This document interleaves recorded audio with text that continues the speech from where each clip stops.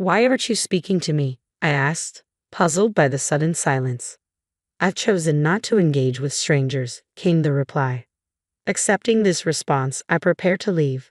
Life at my husband's parents' house had been challenging, and while I anticipated some resistance from my mother-in-law, the cold shoulder from my father-in-law was unexpected. The atmosphere shifted dramatically when my sister-in-law, who openly disliked me, moved back in, turning our once serene household into a battleground. Feeling undeterred, I muttered, "Don't assume I'll regret leaving," and swiftly packed my belongings. Just 2 days after I departed, chaos erupted in their home. My husband and I initially met at work, where he was a sales representative frequently visiting my office. As we collaborated more, I found myself drawn to his kindness and charm. While he may not have been conventionally attractive, his personality won me over, and it wasn't long before we started dating. During our conversations, he revealed that he grew up in a stable family with loving parents and a sister. My background was starkly different. I had lost my parents at a young age and was raised in an orphanage. Discussing my past was difficult, but he listened empathetically and reassured me of his unwavering support. It wasn't long before he proposed, eager to take our relationship to the next level. When I met his parents and shared my upbringing, they were supportive, dismissing any notion that it would impact our marriage. This acceptance warmed my heart, though my sister-in-law's reaction suggested she was less pleased. At the time, I brushed off her surprise, attributing it to the adjustments of our growing relationship. As our wedding approached, my husband and I considered living with his parents. Although it was a serious thought, I chose to maintain my job, especially since he was due for a transfer. This decision, though small, marked the beginning of many choices I would navigate in my new life as part of their family. Despite considering leaving my job to move with my husband, my career was on an upward trajectory, and I had recently been entrusted with more responsibilities. After discussing it, we agreed that he would relocate alone following our wedding. I relished the idea of enjoying our early days as newlyweds, even planning long weekend visits to ensure we had quality time together. Moving in with my in-laws right after marrying felt overwhelming, but my husband seemed more at ease with the arrangement, likely hoping it would alleviate his mother's concerns. Given my background, the prospect of being part of a family was appealing, and over time, I had grown fond of my in-laws despite the challenges of balancing work and family life. One day, an unexpected situation arose that tested our otherwise content living arrangement. It began when my usually bossy and anxious mother-in-law was out shopping, and I was preparing to clean on my day off. My father-in-law, appearing more frazzled than usual, pulled me aside for a private conversation. "What's going on?" I inquired, noticing his discomfort. He hesitated before sharing his dilemma. "I need to take some time off work," he confessed, his voice heavy with exhaustion. He explained how workplace stress and his declining health were taking a toll on him. What worried him most, though, was how my mother-in-law would react. She was generally caring but prone to anxiety and could be overly critical. In the past, when he had taken a sick day, she had chastised him for not being as career-focused as his coworkers. My father-in-law had always been slender, but lately I noticed he had lost even more weight. Despite needing a break, he feared his wife's reaction, especially since they relied heavily on the extra income from his overtime hours. Reluctantly, he revealed that he had been secretly seeing a doctor, but now he was facing the reality that he needed a longer break from work. "If I tell her, she might leave me," he admitted, his voice tinged with desperation. The thought saddened me. My in-laws had welcomed me with open arms, despite my difficult past growing up in an orphanage. I felt a strong sense of duty to support them in return. "Okay," I said gently, "I'll send you money every month to help cover the expenses." I was determined to ease his burden. "I'm sorry you're going through this. Focus on getting better and return to work when you're ready." His shoulders relaxed with visible relief. "Thank you so much," he replied, though the weight of the secret he had to keep was still apparent in his expression. After our conversation, he continued to maintain the charade of going to work each day, hiding the truth from my mother-in-law to avoid upsetting her. This secret added a complex layer to our family dynamics, but I was committed to supporting him through this challenging time. While I quietly transferred money into my father-in-law's bank account to cover his living expenses, my mother-in-law never bothered to check her bank statements closely, so she remained unaware of the arrangement. My father-in-law continued the pretense of going to work each day, But in reality, he sought solace and recovery at a mental health clinic and found peace during long walks in the serene mountains. Gradually, his health and spirits improved, and it seemed he might soon be ready to return to work. However, an unexpected event disrupted the fragile balance in our household. After a heated argument with her husband, my sister-in-law returned to her parents' home. "There's nothing like being back home," she declared with obvious relief, venting about her strained marriage. "I thought I'd lose my mind staying with that foolish husband of mine. I'll be staying here for a while, so you'll need to cook for me too." From the first family gathering, it was clear she harbored resentment toward me. At her wedding, she grimaced throughout the event and later criticized my appearance to my face, insinuating her brother could have married someone more attractive. She also made cruel comments about my upbringing in an orphanage, openly calling it an embarrassment. When she had initially moved out after her marriage, I assumed her presence in my life wouldn't be a permanent concern. However, her sudden return due to marital problems seemed anything but temporary. Her stay extended longer than anticipated, and her attitude grew increasingly bitter, especially toward my father-in-law. Despite this, my mother-in-law had always treated me kindly, and I believed she would defend me against any harsh words from my sister-in-law. Unfortunately, I was wrong. One day, after returning home from work, I sensed a shift in my mother-in-law's demeanor. She had grown distant and cold, her warmth replaced by an unsettling chill. Worried, I approached her cautiously. "Is something bothering you?" I asked gently. Her response was sharp, catching me off guard. "Did you know you've been talking about me behind my back?" I was stunned. "I've never spoken ill of you. You've always been kind, and I'm grateful. Why would I say bad things about you?" I replied, confused and hurt. She left the room abruptly without another word, leaving me standing there, trying to process the accusation. In the hallway, my sister-in-law stood with a smirk on her face. "Looks like you're not in her good books anymore. Did your true colors finally show? Being from an orphanage, your background does matter, huh? It's best not to gossip about people," she taunted. I haven't said anything bad about her. I defended myself, bewildered by the whole situation. "Oh, the neighbors mentioned it when I came back," she said with a smug grin. "They said you've been speaking poorly of her all along." "That's not true. I've never said any of those things." "Stop making things up," I protested, but my words fell on deaf ears. Feigning innocence, she raised her voice. "Oh, how disrespectful. Mom, she's calling me a liar and being mean to me," my sister-in-law exclaimed as she hurried back into my mother-in-law's room, twisting my words. After that incident, her behavior only worsened. She began fabricating stories about how I mistreated her, claiming I forced her to sleep in the hallway and demanded she take the last turn for a bath because she was merely a guest. Each time she complained, I found myself defending my actions, trying to clear the misunderstandings that had started to poison the house. The home that had once promised a fresh start and a new family now felt cold and tense. With each passing day, my mother-in-law seemed more influenced by my sister-in-law's manipulative words, and the atmosphere grew more hostile. I couldn't help but wonder if my sister-in-law intended to make her stay permanent, a thought that weighed heavily on me every day as I returned from work. When I arrived home that evening, the house felt colder than ever. "I'm back," I called softly, but no one responded. The living room was eerily quiet, the warm greetings of the past replaced by a deafening silence. I sighed and made my way to the kitchen. "I'll start making dinner," I murmured to myself, trying to push aside the growing feeling of isolation. "I'll get dinner ready," I said, trying to keep the routine normal.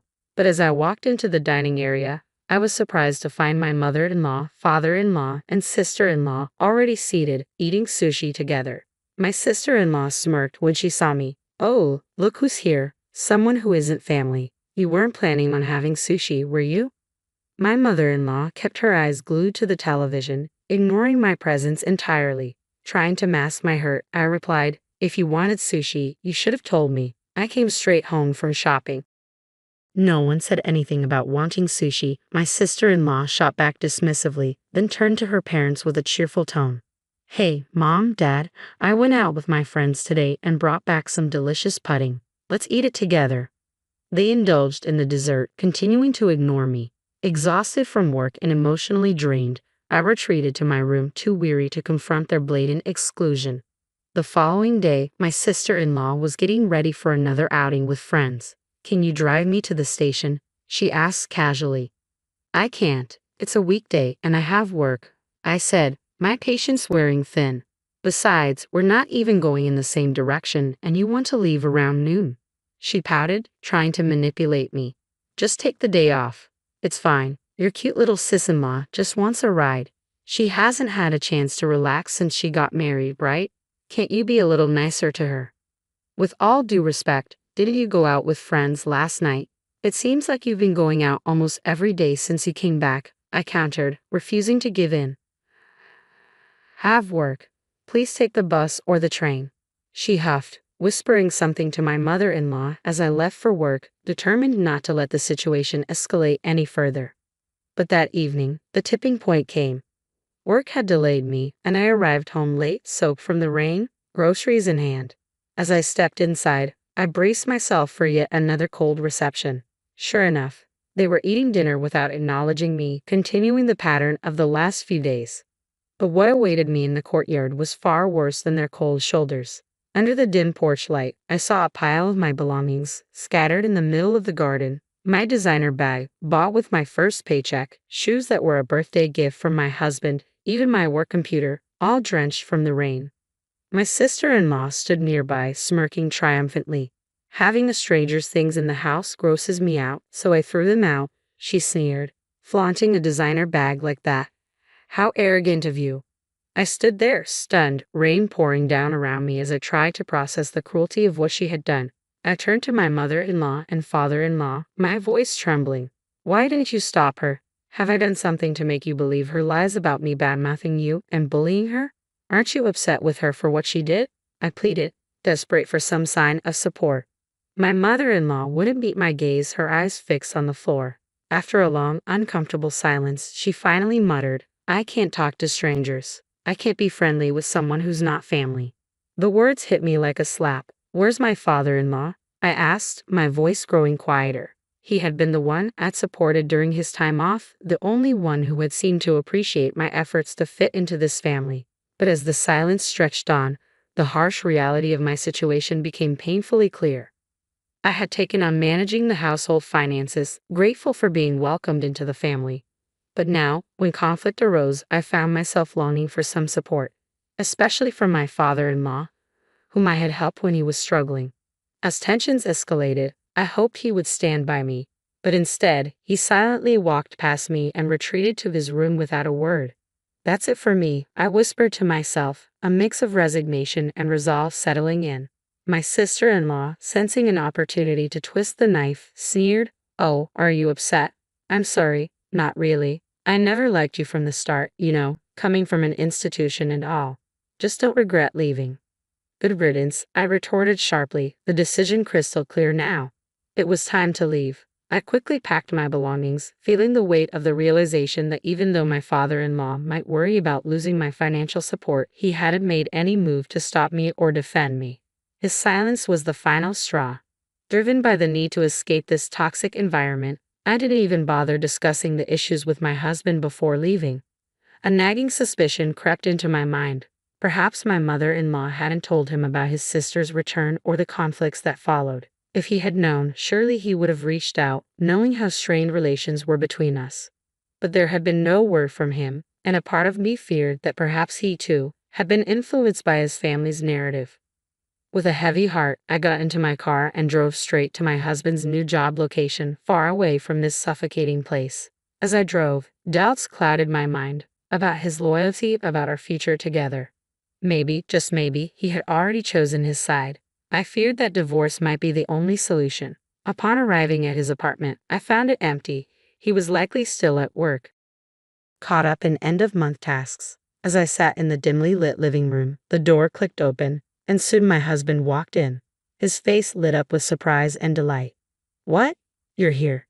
You should have told me you were coming. I would have come back sooner. What a pleasant surprise. His warm smile was a stark contrast to the coldness I had endured at his family's home. Relief washed over me, but so did the humiliation I had been bottling up for weeks. I couldn't hold back the tears. What's wrong? Did I do something? Seriously, what's going on? He asked, his concern evident. Taking a deep breath, I began to tell him everything. I explained how I had supported his father during his medical leave, how his sister had returned and overstayed her welcome, and how her lies had turned his mother against me. I described the cold treatment I received, and how things escalated to the point where my belongings were thrown out to the rain. Through tears and pauses, I revealed the painful reality of my time with his family. After listening to it all, my husband was visibly shaken. He apologized profusely, regretting how he had been too consumed by work to notice the signs. He was deeply sorry for his family's behavior and assured me that I would never have to return to that house or deal with them again if I didn't want to. His response gave me a glimmer of hope that perhaps, with his support, we could face this storm together.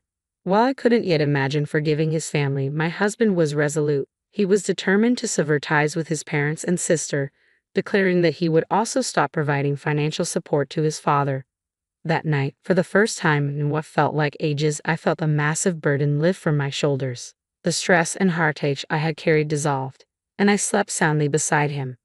I never returned to my in-laws' house. Commuting to my husband's remote work location wasn't feasible, but fortunately, I had already arranged with my company to work from home. My job didn't require me to be in the office regularly, and many of my colleagues were also working remotely. Though I still had to visit the office a few times a month, some of my coworkers lived even farther away, so remote work had become a well-established norm. Living with my in-laws and enduring my sister-in-law's antagonism had kept me from truly enjoying married life. But now, as we settled into this new chapter, it felt like we were finally beginning our lives together as newlyweds. I was setting up my remote workstation when, unexpectedly, my sister-in-law called. She sounded agitated. The day after I left, it was my father-in-law's payday, a day my mother-in-law usually handled by transferring part of his paycheck into their household account. This time, however, she couldn't do it. Only then did they realize that I had been financially supporting them during his time off. "Why didn't you tell me you were covering the living expenses?" she demanded over the phone. "He asked me not to," I calmly replied. "He didn't want you to know, and I respected his wishes. We're running out of money, and there's no one here to cook or do the laundry. The house is a mess. As his wife, you need to come back and take care of everything, and send money." "How heartless can you be?" she exclaimed. "I've already told you, I'm not coming back to that house, nor will I be treated like your maid," I replied, my voice steady. "Why should I help people who despise me, ruin my belongings, and treat me so poorly?" "But aren't you his wife? Without your help, we can't pay the bills or even buy groceries," she persisted, her tone growing desperate. "That's exactly why it's not my concern. I'm an outsider, remember? So it's none of my business," I said, echoing her earlier words to me before hanging up, ignoring her further complaints. Despite their numerous calls and messages, I stood firm. No longer would I be manipulated by guilt or pulled back into their chaos. This was a liberating moment for me, solidifying my resolve to build a new life with my husband, free from the toxic ties that had once held me back. When my husband returned from work that evening, finally answered their calls, he was resolute. "I will never forgive you for how you treated her. She's not coming back, and neither am I. I don't see you as my family anymore. Leave my wife alone, or you'll regret it." Considering how much my sister-in-law idolized her brother and how dependent my mother-in-law had been on him, his declaration must have shocked them deeply.